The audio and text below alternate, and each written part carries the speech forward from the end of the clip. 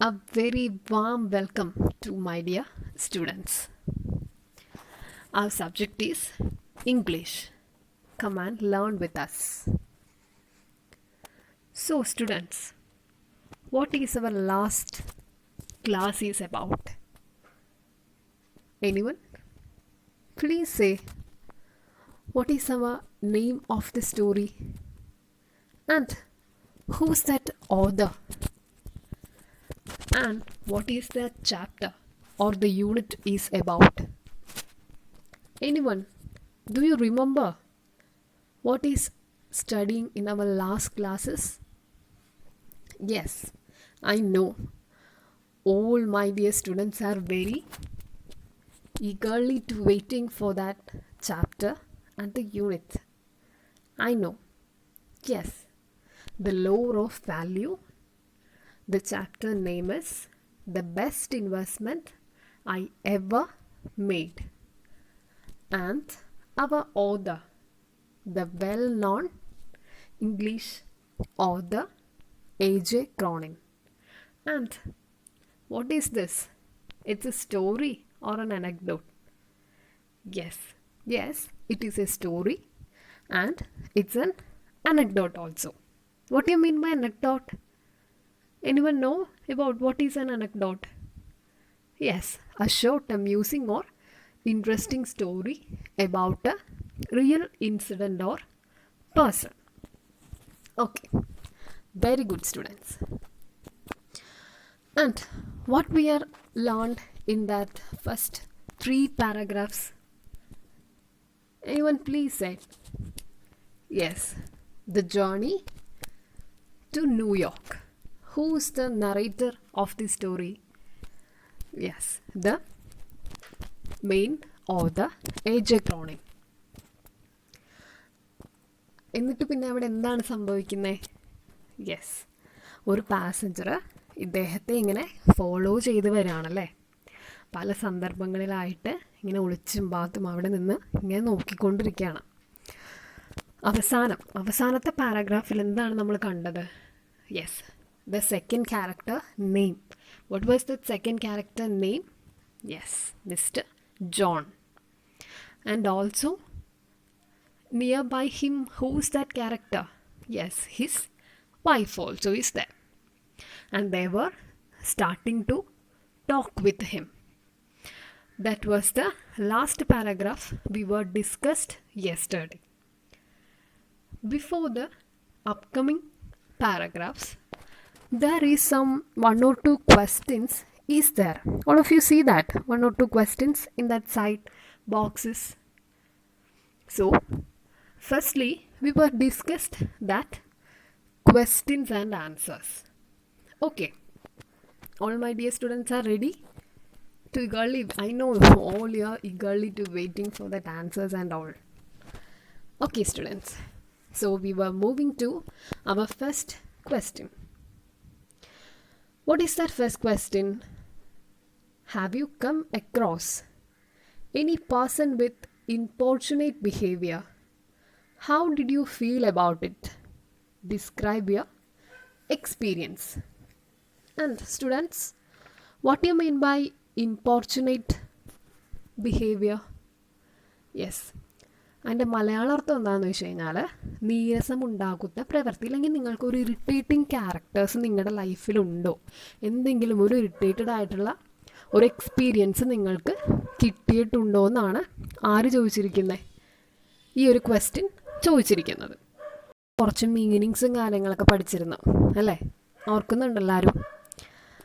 Okay, അതിൽ പഠിച്ചൊരു meaning ആണ് importunate behaviour or irritating behaviour എന്നുള്ളത്. നമുക്ക് അതിൻ്റെ ആൻസർ ഒന്ന് നോക്കിയാലോ? I have come across such a neighbour. He often stand at his gate in the evenings. He stops anyone who passed by to have a chat with him. Whenever he sees me, he asks me so many questions about my personal life. When I refuse to answer, he keeps on repeating the questions. I feel bored and irritated. I don't like his importunate behavior, so now I try to avoid him as far as possible. ഇപ്പോൾ നിങ്ങൾ ഈ question ശ്രദ്ധിച്ചോ, ആ question എങ്ങനെയാണ് വന്നിരിക്കുന്നത്? ആ ഒരൊറ്റ word കൊണ്ടല്ലേ, ഇമ്പോർച്ചുനേറ്റ് എന്ന് പറയുന്ന ആ ഒരു വേർഡ്, അതിൻ്റെ ആ ഒരു മീനിങ് നിങ്ങൾക്ക് മനസ്സിലായില്ലെങ്കിൽ ഇത് ഇങ്ങനത്തെ ക്വസ്റ്റ്യൻസ് വന്നു കഴിഞ്ഞാൽ നിങ്ങൾക്ക് എഴുതാൻ പറ്റില്ല. ഈ ഇമ്പോർച്ചുനേറ്റ് എന്താണ് എന്ന് വെച്ച് കഴിഞ്ഞാൽ അപ്പോൾ തന്നെ നിങ്ങൾക്ക് ഓർക്കണം, ഇമ്പോർച്ചുനേറ്റ് ഒരു ഇറിറ്റേറ്റിംഗ് ബിഹേവിയർ എന്നാണ് അതിൻ്റെ അർത്ഥം. അപ്പോൾ ഇവിടെ കൊടുത്തിരിക്കുന്ന ആ ഒരു എക്സാമ്പിൾ ആൻസർ നിങ്ങളൊന്ന് ശ്രദ്ധിച്ചേ. എന്താണ് ആൻസറിൽ പറയുന്നത്? I have come across such a neighbour അല്ലേ, ഒരു നെയ്ബറിനെ ഓർക്കാണ്. നമ്മുടെ നാട്ടുകാർ ഒരേപോലത്തെ സ്വഭാവം, നമ്മുടെ ഫ്യൂച്ചർ ലൈഫിന് എന്താണെന്ന് പറ്റി ചോദിക്കുന്ന ഒരു തരത്തിലുള്ളൊരു നെയ്ബർ ക്യാരക്ടറാണ് ഇവിടെ കാണാൻ പറ്റുന്നത്. അപ്പോൾ അദ്ദേഹത്തിൻ്റെ ആ ഒരു ഇമ്പോർച്ചുനേറ്റ് ബിഹേവിയറിനെ പറ്റിയിട്ടാണ് ഇതിൻ്റെ ഒരു ആൻസർ നമുക്ക് കിട്ടിയിരിക്കുന്നത്. He stops anyone who passed bye have A chat അല്ലേ, ഒരു ചാറ്റ് പോലും കൊടുക്കാതെ ഇയാൾ ആരെയും വിടില്ല. ആ ഒരു തരത്തിലുള്ള ഒരു ഇമ്പോർച്ചുനേറ്റ് ആളുടെ ഒരു സ്വഭാവമാണ് കിട്ടിയിരിക്കുന്നത്. ഇനി നിങ്ങളുടെ ലൈഫിൽ എന്തെങ്കിലും ഒരു എക്സ്പീരിയൻസ് ഉണ്ടോ? ആർക്കെങ്കിലും ഉണ്ടെങ്കിലൊക്കെ ഒന്ന് ഓർക്കുക. നിങ്ങൾ അങ്ങനെ ഇമ്പോർച്ചുനേറ്റ് ആയിട്ടുള്ള ആൾക്കാരോട് നമ്മൾ ഒരിക്കലും ദേഷ്യത്തോടും ഒന്നും വിചാരിക്കരുത്. ചിലപ്പോൾ അത് അവരുടെ ബിഹേവിയർ ആയിരിക്കും, നമ്മളത് കണ്ടില്ല എന്ന് വെച്ച് അങ്ങ് വിട്ട് കളയുക. ഓക്കെ, നമ്മുടെ ലൈഫിൽ ഇങ്ങനെയൊക്കെ നമുക്കൊരു എക്സ്പീരിയൻസസ് ഒക്കെ ഉണ്ടാവും. അപ്പോൾ നമുക്ക് വക വയ്ക്കാതെ ആ ഒരു ഡയലോഗ് വെച്ച് നമ്മൾ മുന്നേറാൻ ശ്രമിക്കണം. അതൊക്കെ പോസിറ്റീവായിട്ട് കാണാൻ ശ്രമിക്കും. ഓക്കെ, അതാണ് നമ്മുടെ ഈ ഒരു ക്വസ്റ്റ്യൻ ആൻസറായിട്ട് പറഞ്ഞിരിക്കുന്നത്. ഇനി നമുക്ക് അടുത്തൊരു ക്വസ്റ്റ്യനിലേക്ക് പോവാം. എന്താണ് അടുത്ത question? Why was the narrator not interested in the man who was watching him? എന്താണ് ഇവിടെ? നറേറ്ററിനെ നമ്മൾ കണ്ടല്ലേ, പുള്ളിയുടെ സ്വഭാവം എങ്ങനെയായിരുന്നു? ആരെയും കാണാനോ ഇല്ലെങ്കിൽ ആരോടും ഇൻട്രസ്റ്റോടുകൂടി സംസാരിക്കാനോ പോയി ചോദിക്കാനോ ഒരു താല്പര്യമില്ലാത്ത തരത്തിലുള്ള ഒരു ക്യാരക്ടറാണ് നമ്മുടെ ഓഥറിനെ ഇവിടെ കാണിച്ചിരിക്കുന്നത്. അതെന്തുകൊണ്ടാണെന്നാണ് പറയുന്നത്. Why was the narrator not interested in the man? ആ മാനിൽ ഒരു ഇൻട്രസ്റ്റും കാണിക്കാത്തത് എന്തുകൊണ്ടാണ്? Who was watching him?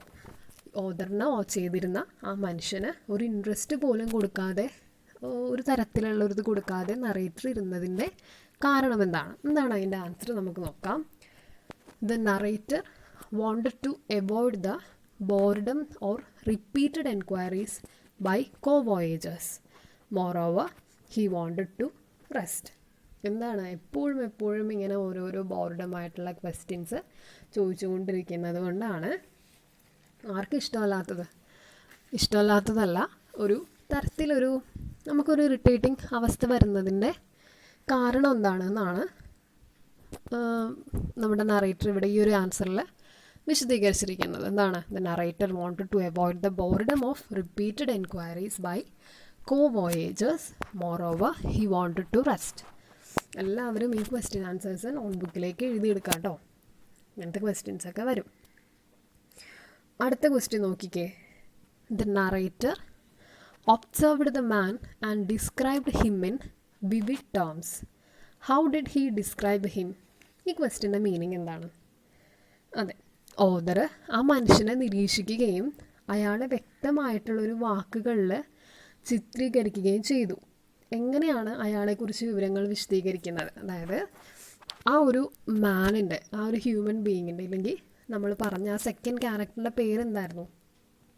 Yes, പുള്ളിയുടെ ആ ഒരു ക്യാരക്ടറിനെയൊക്കെ വിശദീകരിക്കുന്ന ഒരു രീതിയുണ്ടല്ലേ. ജോണിൻ്റെ ആ ഒരു ക്യാരക്ടറിനെ വിശദീകരിക്കുന്ന ഒരു ചെറിയ പാർട്ടുണ്ട്. അത് നിങ്ങളെപ്പോഴും ഓർത്ത് വെക്കുക, അത് ഇമ്പോർട്ടൻറ്റ് ക്വസ്റ്റ്യൻ ആണ്. ക്യാരക്ടർ സ്കെച്ച് ഓഫ് ജോൺ എന്നൊക്കെ പറഞ്ഞ് ചോദിക്കും.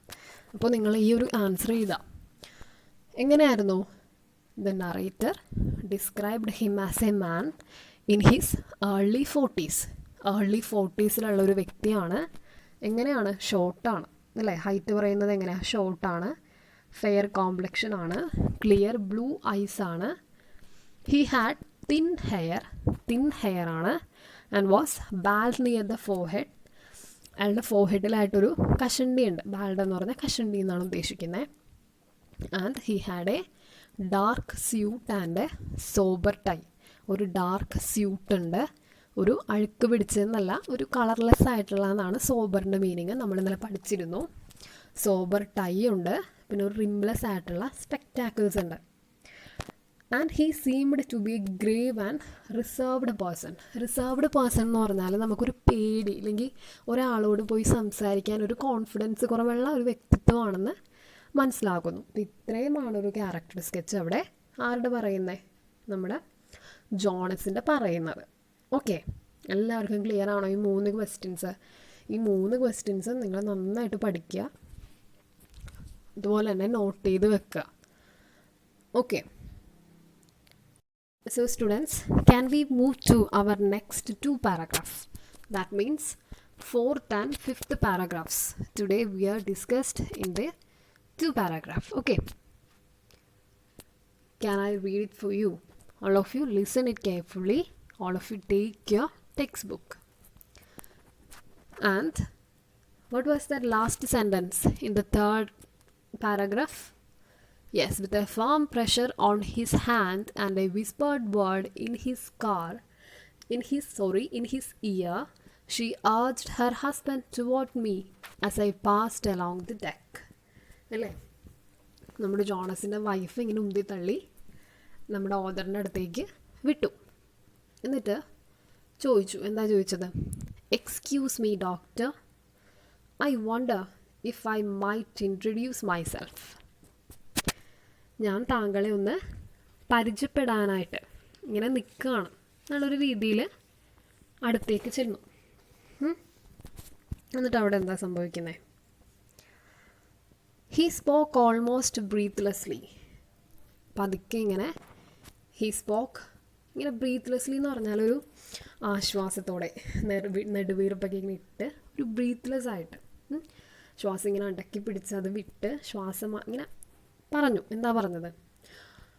He spoke almost breathlessly, offering me the visiting card he held in his hand and studying my face to see if the name meant anything to me. എന്താ തന്നത്? പുള്ളിയുടെ കയ്യിലുണ്ടായിരുന്നൊരു visiting card എൻ്റെ കയ്യിലേക്ക് തന്നു. എന്നിട്ട് എൻ്റെ ഫേസ് ഒന്ന് ശരിക്കും പരിശോധിച്ചു. ഓക്കെ, പരിശോധിച്ച് കഴിഞ്ഞപ്പോഴേക്കും നമ്മുടെ ഓദറിന് ഒരു പിടിയും കിട്ടുന്നില്ല. ഈ പുള്ളി ആരാണ്? ഞാൻ ഇതുവരെ എങ്ങും കണ്ടിട്ടില്ല ഈ വ്യക്തിനെ എന്നുള്ള രീതിയിലാണ് നമ്മുടെ ഓദർ ഇരിക്കുന്നത്. Okay, and to see if the name meant anything to me. ഈ പേര് കണ്ടിട്ട് നിങ്ങൾക്ക് എവിടെയെങ്കിലും കണ്ടതായിട്ടോ എന്തെങ്കിലും ഓർമ്മയുണ്ടോ എന്ന് ചോദിച്ചു. Then as it plainly did not. അപ്പം എന്താണ് ആ ഫേസിൽ നിന്ന് എന്ത് മനസ്സിലാക്കുന്നു? എനിക്കറിയില്ലല്ലോ ഈ വ്യക്തിനെ എന്നുള്ളൊരു രീതിയിലാണ് നമ്മുടെ ആരിരിക്കുന്നത്, നമ്മുടെ ഓദർ ഇരിക്കുന്നത്. He went on with the same awkwardness. Awkwardness എന്ന് പറഞ്ഞാൽ നമ്മൾക്കൊരു ശരി വേണ്ട എന്നുള്ളൊരു മൈൻഡിൽ, അല്ലെങ്കിൽ ഒരു ഇഷ്ടക്കുറവ് എന്നുള്ള രീതിയിലൊക്കെ ഇരിക്കത്തില്ലേ, അങ്ങനെയാണ് ഒരു ഓക്വേർഡ് ഫീലിങ്ങിന് ഇരിക്കുകയാണ് നമ്മുടെ ഓദർ. അപ്പോൾ നമ്മുടെ ഓദർ എങ്ങനെ ഇരിക്കുന്നത്? ഒരു ഓക്വേർഡ് ഫീലിങ്ങിന് ഇരിക്കുകയാണ്. അപ്പോൾ നമ്മുടെ ജോൺ ചോദിച്ചു, if you could spare a few minutes my wife and I would like to have a word with you. ഞങ്ങൾക്ക് വേണ്ടി കുറച്ച് സമയം ഒന്ന് മാറ്റി വെക്കുമോ? ഞങ്ങൾക്ക് കുറച്ച് കാര്യങ്ങൾ നിങ്ങളോട് സംസാരിക്കാനുണ്ടെന്ന് നമ്മുടെ ജോൺ പറഞ്ഞു. And we were moving to our next paragraph. A moment later, I was occupying the vacant chair beside them. ഇവിടെ നമ്മൾ പറഞ്ഞു മൂമെൻറ്റ് ലേറ്റർ, കുറച്ച് നേരം കഴിഞ്ഞപ്പോഴേക്കും I was occupying the vacant chair beside them. അവരുടെ ഒപ്പം ഒരു വാക്കൻ്റ് എന്ന് വെച്ച് കഴിഞ്ഞാൽ എംപ്റ്റിനെസ്, ആരുമില്ലാത്തൊരു കസേരയിൽ ഞങ്ങൾ ഒരുമിച്ചിരുന്നു എന്നുള്ളൊരു മീനിങ്ങാണ് ആ സെൻറ്റൻസിൽ വരുന്നത്. Haltingly, he told me that this had been their first visit to America. അപ്പോൾ അവരെന്ത് പറഞ്ഞു? ഇത് ഞങ്ങളുടെ ശരിക്കും ഒരു ആദ്യത്തെ അമേരിക്കൻ വിസിറ്റാണ്. ഹീ ഹാഡ് ദെയർ എന്ന് പറഞ്ഞാൽ ഇത് ഞങ്ങളുടെ ആദ്യത്തെ ആദ്യത്തെ ഒരു എന്തിൻ്റെയാണ് അമേരിക്കൻ വിസിറ്റാണെന്ന് പറയുന്നു. It was not entirely a holiday trip. ഇത് ശരിക്കും ഞങ്ങൾക്കൊരു ഹോളിഡേ ട്രിപ്പ് അല്ല. They had been making a tour of the New England states. ഇത് ഞങ്ങൾ ശരിക്കും എങ്ങനെയാണെന്ന് പറഞ്ഞാൽ അവരൊരു ഇത് നടത്തിക്കൊണ്ടിരിക്കുകയാണ്. They had been making a tour of the New England state. New England സ്റ്റേറ്റിലേക്ക് ഒരു ടൂർ പോലെ ഞങ്ങൾ നടത്തിക്കൊണ്ടിരിക്കുകയാണ്. എന്തിനു വേണ്ടിയിട്ടാണ്? Inspecting many of the summer recreational camps for young people there. അവിടെ ഞങ്ങൾ എവിടെയാണ്? ന്യൂ ഇംഗ്ലണ്ട് എന്ന് പറയുന്ന ആ ഒരു സ്ഥലത്തേക്ക് ഞങ്ങൾ പോയിക്കൊണ്ടിരിക്കുന്നു. എന്തിനു വേണ്ടിയാണ് ഞങ്ങൾ പോകുന്നത്? Inspecting many of the summer recreational camps for young people there.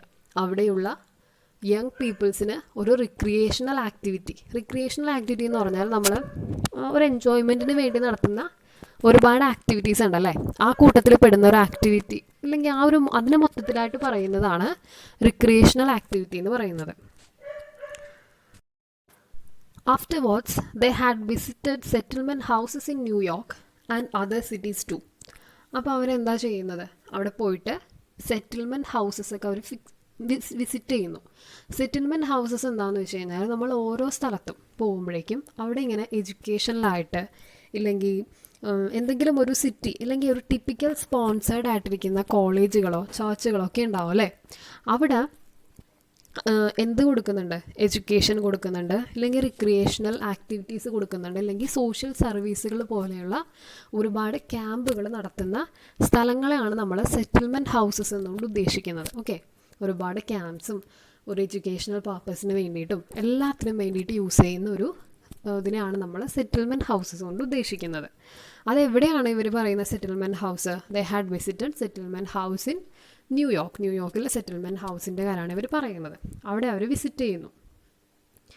And other cities too. അവിടെ മാത്രമല്ല, ന്യൂയോർക്കിലല്ലാതെ പല സിറ്റീസിലും അവർ വിസിറ്റ് ചെയ്യുന്നുണ്ട്. എന്നിട്ട് study the methods employed in dealing with cases of backward maladjusted and delinquent youth. അവരവിടെ പോയിട്ട് എന്താ പഠിക്കുന്നത്? ആ സെറ്റിൽമെൻറ്റ് ഹൗസസിൽ പോയിട്ട് അവരെന്ത് തരത്തിലുള്ള കാര്യങ്ങളാണ് പഠിക്കണതെന്ന് വെച്ച് കഴിഞ്ഞാൽ study the methods employed in dealing with the cases of backward, maladjusted and delinquent youth.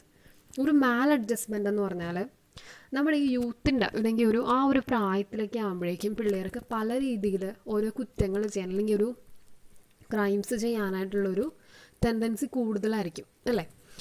അപ്പോൾ ആ ഒരു അഡോളസൻസ് ഏജും എല്ലാത്തിനെയും പറ്റിയിട്ടാണ് ഇവർ അവിടെയൊക്കെ പോയിട്ട് സ്റ്റഡി ചെയ്യുന്നത്. അപ്പോൾ ഇത്രയും കാര്യങ്ങളാണ് ഈ 2 പാരഗ്രാഫിലായിട്ട് ഓഥർ ഷെയർ ചെയ്തിരിക്കുന്നത്. അപ്പോൾ എന്താണ് 4th പാരഗ്രാഫിൽ പറയുന്നത്?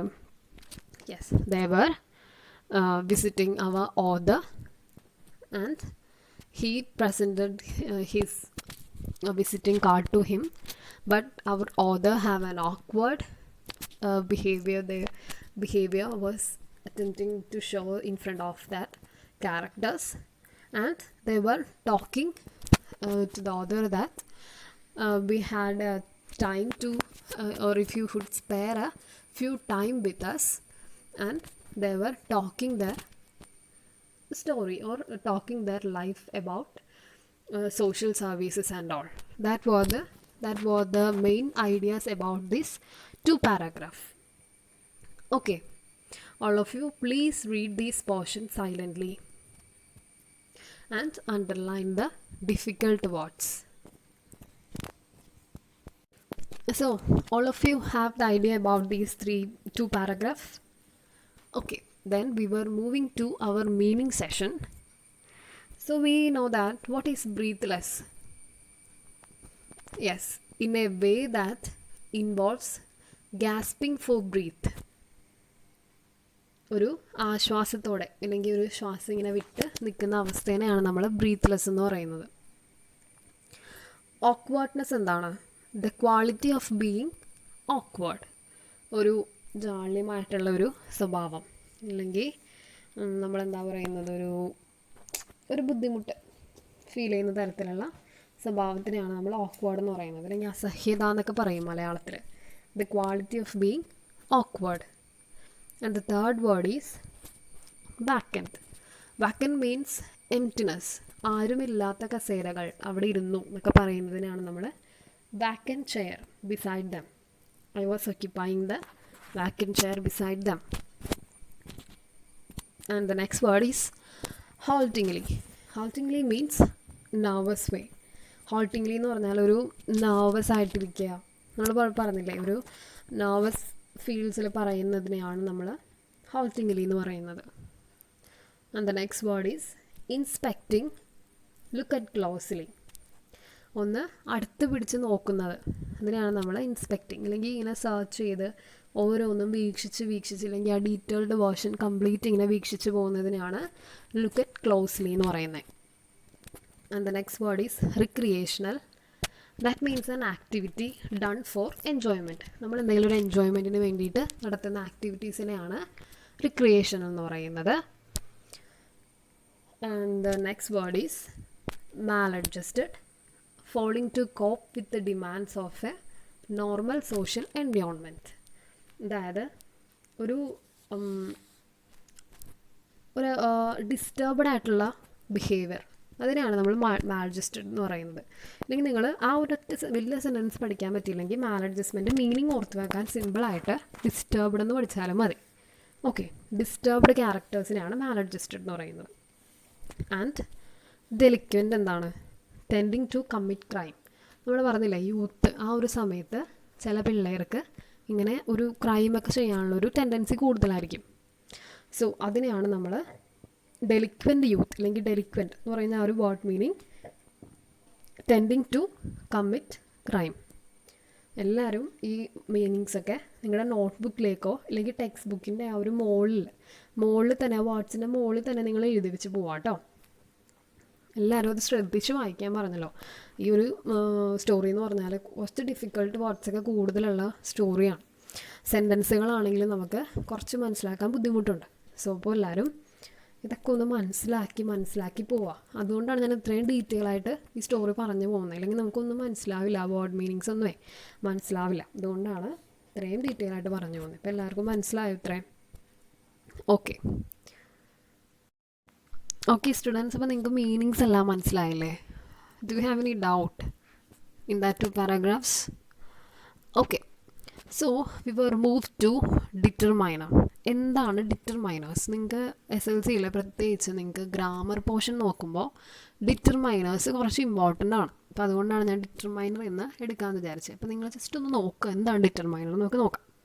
A determiner is a word placed in front of a noun to specify quantity. അപ്പോൾ എന്താണ് ഡിറ്റർമൈനർ? അതൊരു നൗണിൻ്റെ ഫ്രണ്ടിൽ നമ്മൾ യൂസ് ചെയ്യുന്ന ഒരു വേർഡാണ്.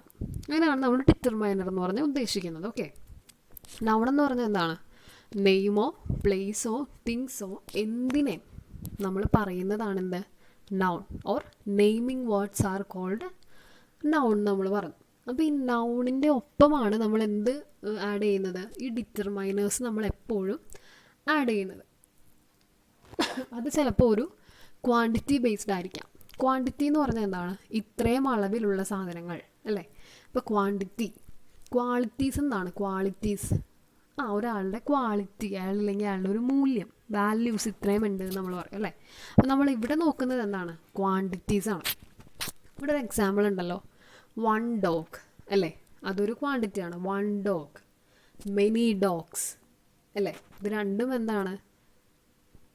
ക്വാണ്ടിറ്റി കാണിക്കുന്നതാണ്. ഇത്രയും ഉണ്ട്, ഇല്ലെങ്കിൽ ഒരു ഡോഗുള്ളൂ, ഇല്ലെങ്കിൽ 2 dogs, ഇല്ലെങ്കിൽ മെനി ഡോഗ്സ്. അതൊക്കെ നമ്മളൊരു മാത്തമാറ്റിക്കൽ രീതിയിൽ നോക്കണമെങ്കിൽ അതൊരു ക്വാണ്ടിറ്റീസാണ്. ഇത്രയും എണ്ണങ്ങൾ പറയുന്നു എന്നാണ്. അപ്പോൾ നമുക്കിവിടെ പഠിക്കാനുള്ളത് ഡിറ്റർമൈനേഴ്സാണ്. അപ്പോൾ ഈ ഡോഗ് എന്ന് പറയുന്നത് എന്താണ്? അതൊരു നൗണാണല്ലേ? ആ നൗണിൻ്റെ ഒപ്പം നമ്മൾ എന്ത് ആഡ് ചെയ്തു? 1 അല്ലെങ്കിൽ മെനി. അതിനെയാണ് നമ്മൾ എന്ത് പറയുന്നത്? ഡിറ്റർമൈനേഴ്സ് എന്ന് പറയുന്നത്. Okay, or clarity or to clarity what the noun refers to. ഇല്ലെങ്കിൽ ആ നൗണിനെ ഒന്ന് റെഫർ ചെയ്ത്, ഇല്ലെങ്കിൽ ഒന്ന് കുറച്ചും കൂടി അടിപൊളിയാക്കി നമ്മൾ പറയാനായിട്ട് യൂസ് ചെയ്യുന്ന ഒരു വേർഡിനെയാണ് നമ്മൾ ഡിറ്റർമൈനേഴ്സ് എന്നുകൊണ്ട് ഉദ്ദേശിച്ചിരിക്കുന്നത്. അടുത്തൊരു ഡിറ്റർമൈനർ നമ്മളൊന്ന് റെഫർ ചെയ്ത് നോക്കിക്കേ. എക്സാമ്പിൾ കൊടുത്തേക്കുന്നുണ്ടോ? എന്താണ്? Yes, my dog, very good. And next one, that dog and the dog. അപ്പോൾ എന്താണ് എൻ്റെ മലയാളം എന്ന് പറഞ്ഞാൽ? മൈ, എൻ്റെ പട്ടി, ഇല്ലെങ്കിൽ ആ പട്ടി, ദാറ്റ് പട്ടി, ഇല്ലെങ്കിൽ ദ പട്ടി, ആ പട്ടി, അല്ലെങ്കിൽ ആ ഡോഗ് നമ്മൾ പറയും അല്ലേ? അപ്പോൾ അതിൻ്റെയൊപ്പം നമ്മൾ യൂസ് ചെയ്യുന്ന എന്താണ്? ഡിറ്റർമൈനേഴ്സ് ആണ്. അതിനൊരു ക്വാണ്ടിറ്റി കൊടുക്കാൻ യൂസ് ചെയ്യുന്ന വേർഡ്സിനെയാണ് നമ്മൾ ഡിറ്റർമൈനേഴ്സ് എന്നുകൊണ്ട് ഉദ്ദേശിച്ചിരിക്കുന്നത്. അടുത്ത സെൻറ്റൻസ് നോക്കാം. All determiners can be classified as one of the following. നമുക്ക് 3 തരത്തിലുള്ള ഡിറ്റർമൈനേഴ്സ് ആണ് ഇനി നമ്മൾ നോക്കാൻ പോകുന്നത്.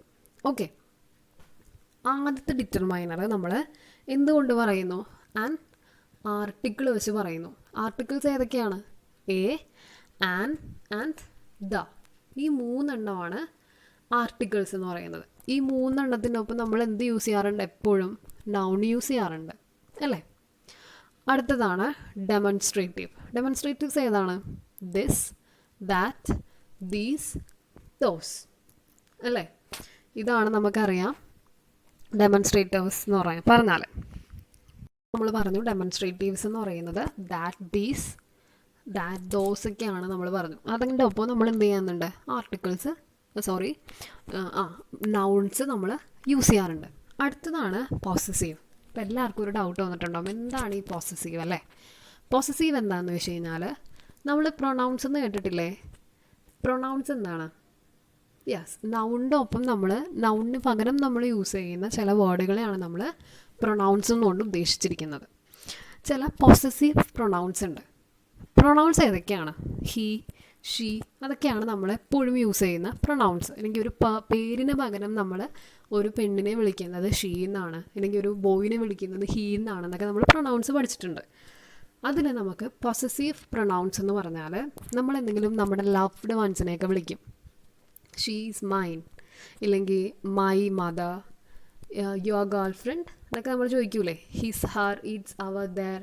അതിൻ്റെ ഒപ്പം നമ്മൾ എന്ത് യൂസ് ചെയ്യാറുണ്ട്? നമ്മൾ നൗൺസ് യൂസ് ചെയ്യാറുണ്ട്. അപ്പോൾ ഇതും എന്താണ്? ഡിറ്റർമൈനേഴ്സ് തന്നെയാണ്. ഓക്കെ, അപ്പോൾ ഡിറ്റർമൈനേഴ്സ് എന്ന് പറഞ്ഞാൽ എന്തിലൊക്കെ വരുന്നു? ആർട്ടിക്കിൾസിൽ വരുന്നുണ്ട്, ഡെമോൺസ്ട്രേറ്റീവ്സ് ഉണ്ട്, പോസസീവ് പ്രൊനൗൺസിനുണ്ട്. ഈ മൂന്നെണ്ണത്തിലും നമുക്ക് എന്തായിട്ട് യൂസ് ചെയ്യാം? ഡിറ്റർമൈനേഴ്സായിട്ട് യൂസ് ചെയ്യാം. അതിൻ്റെ ഒപ്പം നമുക്ക് നൗൺ ഇട്ട് കൊടുത്താൽ മതി. എപ്പോഴും നിങ്ങൾ ഓർക്കുക, ഡിറ്റർമൈനേഴ്സ് എന്ന് പറഞ്ഞാൽ നൗണിൻ്റെ ഒപ്പം വരുന്ന എന്തായിരിക്കും? ഒരു ക്വാണ്ടിറ്റി, അല്ലെങ്കിൽ ആ ഒരു നൗണിന് കൊടുക്കുന്ന ആ ഒരു ക്വാണ്ടിറ്റി കൊടുക്കുന്ന ഒരു വേർഡിനെയാണ് നമ്മൾ ഡിറ്റർമൈനേഴ്സ് എന്നുകൊണ്ട് ഉദ്ദേശിക്കുന്നത്. അത്രേ ഉള്ളൂ. ഓക്കെ, ഇനി ലാസ്റ്റ് ഒരു സംഭവം കൊടുത്തിട്ടുണ്ട്. എന്താണ്? Quantifier. Quantifier common examples include many, such, more, most, some. ഇതിനൊക്കെയാണ് നമ്മൾ എന്തെന്ന് പറയുന്നത്? ക്വാണ്ടിഫയർ എന്ന് പറയുന്നത്. ക്വാണ്ടിഫയർ നമ്മൾ നേരത്തെ പറഞ്ഞു, ക്വാണ്ടിറ്റി അളക്കുന്ന ഒരു സാധനത്തിൻ്റെ ക്വാളിറ്റി അളക്കുന്ന ഒരു സാധനം. Include many, much, more, most, some, etcetera etcetera etceteras അങ്ങനെ പോകും. അപ്പോൾ ഡിറ്റർമൈനർ നിങ്ങൾ എന്താണെന്ന് ഓർത്ത് വെച്ചാൽ മതി. നൗണിൻ്റെ ഒപ്പം ആഡ് ചെയ്യുന്ന ക്വാണ്ടിഫയർ ആയിട്ടുള്ള ഒരു വേർഡിനെയാണ് നമ്മൾ ഡിറ്റർമൈനേഴ്സ് എന്ന് പറയുന്നത്. ഡിറ്റർമൈനേഴ്സ് എപ്പോഴും എന്തൊക്കെയായിരിക്കും? ആർട്ടിക്കിൾസ് ഉണ്ടാവും, ഡെമോൺസ്ട്രേറ്റീവ്സ് ഉണ്ടാവും, പോസസീവ് പ്രൊനൗൺസും ഉണ്ടാവും. ഓക്കെ അല്ലേ? നിങ്ങൾ ഈ സ്ലൈഡൊക്കെ ഒന്ന് സ്ക്രീൻഷോട്ട് ചെയ്ത് പഠിക്കാൻ ശ്രമിക്കാം കേട്ടോ. സിമ്പിളാണ്. ഇനി നമുക്ക് ജസ്റ്റ് ഒരു എക്സാമ്പിൾ നോക്കാം. അതിൻ്റെ എക്സാമ്പിൾസ് ആർട്ടിക്കിൾസ് വെച്ച് കൊടുത്തിട്ടുണ്ട്, ഡെമോൺസ്ട്രേറ്റീവ്സ് വെച്ച് കൊടുത്തിട്ടുണ്ട്, പോസസീവ് വെച്ച് കൊടുത്തിട്ടുണ്ട്, ക്വാണ്ടിഫയേഴ്സ് വെച്ച് കൊടുത്തിട്ടുണ്ട്. ആർട്ടിക്കിൾസ് വെച്ച് ഒരു എക്സാമ്പിൾ ഒന്ന് നോക്കിക്കേ. A dog owns nothing yet is seldom dissatisfied അല്ലേ? അപ്പോൾ ഇവിടെ ആർട്ടിക്കിൾ എന്താണ്? എ ആണ്. അതിൻ്റെ ഇപ്പുറത്ത് എന്ത് വന്നിട്ടുണ്ട്? നൗൺ വന്നിട്ടുണ്ട്. അപ്പോൾ നിങ്ങൾ എക്സാമിൽ ഇങ്ങനെയൊക്കെ ആയിരിക്കും ക്വസ്റ്റ്യൻ ചോദിക്കുന്നത്. ഇതിൽ നിങ്ങൾ ഡിറ്റർമൈനേഴ്സ് കണ്ടുപിടിക്കൂ. എന്താണ്? യെസ്, ഡോഗിൻ്റെ ഫ്രണ്ടിൽ കിടക്കുന്നത് എന്താണ്? ആർട്ടിക്കിൾസ് ആണ്. അപ്പോൾ ആർട്ടിക്കിൾസ് വന്നാലും ഡെമോൺസ്ട്രേറ്റീവ്സ് വന്നാലും എന്ത് വന്നാലും നിങ്ങൾക്ക് ഡിറ്റർമൈനേഴ്സ് കണ്ടുപിടിക്കാൻ പറ്റും. ഇനി അടുത്തത് ഡെമോൺസ്ട്രേറ്റീവിൻ്റെ ആ ഒരു എക്സാമ്പിൾ നോക്കിയേ. You can control this dog. ഇതിലേതാണ്? യെസ്, ഈ ദിസ് ആണ് അതിൻ്റെ എന്തെന്ന് പറയുന്നത്? ഡിറ്റർമൈനേഴ്സ് എന്ന് പറയുന്നത്. Okay, and you can control this dog, അതൊരു ഡിറ്റർമൈനാണ്. ദിസ് ആണ് അതിൽ വരുന്ന ഡെമോൺസ്ട്രേറ്റീവ്. അടുത്തത് പൊസസീവ് ആണ്. പൊസസീവ്സ് നോക്കിക്കേ. Host your guest and also his dog. Guest എന്ന് പറയുന്നത് എന്താണ്? ഇവിടെ ഒരു നൗണല്ലേ? ഡോഗ് ഒരു നൗണാണ്. അതിൻ്റെ ഫ്രണ്ടിൽ വരുന്നത് പൊസസീവ്സ് ആണ്. Your and his. And quantifiers when two dogs fight over a bone the third carries it way. ഇതിൽ വരുന്ന ക്വാണ്ടിഫയേഴ്സ് നമ്മൾ എന്താ പറഞ്ഞത്? അല്ലെങ്കിൽ ക്വാണ്ടിറ്റീസിന്, ഇല്ലെങ്കിൽ മോർ, മെനി, ഒരുപാട് സാധനം, ഇല്ലെങ്കിൽ ഫ്യൂ എന്നൊക്കെ പറഞ്ഞ് വരുന്ന നമ്മൾ ക്വാണ്ടിഫയേഴ്സ് എന്ന് പഠിച്ച് വെച്ചേച്ചത് അല്ലേ? അപ്പോൾ അതിൽ ഒരു എക്സാമ്പിളും നമ്മൾ കണ്ടു. അപ്പോൾ എല്ലാവർക്കും ഈ ക്വാണ്ടിഫയേഴ്സ് എന്താണെന്ന് മനസ്സിലായില്ലെങ്കിൽ ഡിറ്റർമൈനേഴ്സ് എന്താണെന്ന് മനസ്സിലായോ? എന്തെങ്കിലും ഡൗട്ടും കാര്യങ്ങളൊക്കെ ഉണ്ടെങ്കിൽ നോക്കുക. നിങ്ങൾ എന്താണെന്ന് മനസ്സിലാക്കി വെച്ചാൽ മതി ഗ്രാമർ പാർട്ട് കേട്ടോ. ഓക്കെ സ്റ്റുഡൻസ്, ഇന്നത്തെ ക്ലാസ് എല്ലാം മനസ്സിലായോ? ഇനി നിങ്ങൾ നാളെ വരുമ്പോൾ ആ കംപ്ലീറ്റ് ക്വസ്റ്റ്യൻസ് അല്ലെങ്കിൽ ആ കംപ്ലീറ്റ് പാരഗ്രാഫ് 1 to എത്ര വരെയാണ് 5 വരെയുള്ള പാരഗ്രാഫ് നന്നായിട്ട് അതിൻ്റെ മീനിങ്സും എൻ്റെ ക്വസ്റ്റ്യൻ ആൻസേഴ്സും എല്ലാം നന്നായിട്ട് നോക്കിക്കൊണ്ട് വരണം. ഞാൻ നാളെ ചോദിച്ചിട്ടേ നമ്മുടെ ക്ലാസ് തുടങ്ങുള്ളൂ. അപ്പോൾ എല്ലാവരും നന്നായിട്ട് നോക്കുക. അപ്പോൾ നമുക്ക് അടുത്ത ക്ലാസ്സിൽ കാണാം. ഓക്കെ എന്നാൽ, താങ്ക് യു.